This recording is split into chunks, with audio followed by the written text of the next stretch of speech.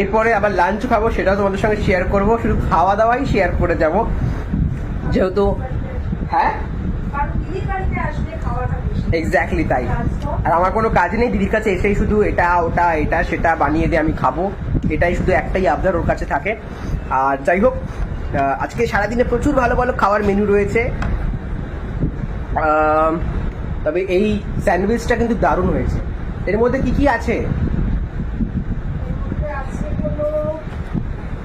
পেঁয়াজ, ক্যাপসিকাম, গাজর আর অরিগ্যানো, তার সাথে একটু গোলমরিচ, মেয়োনিজ, চিজ, টমেটো সস আর হার্বস।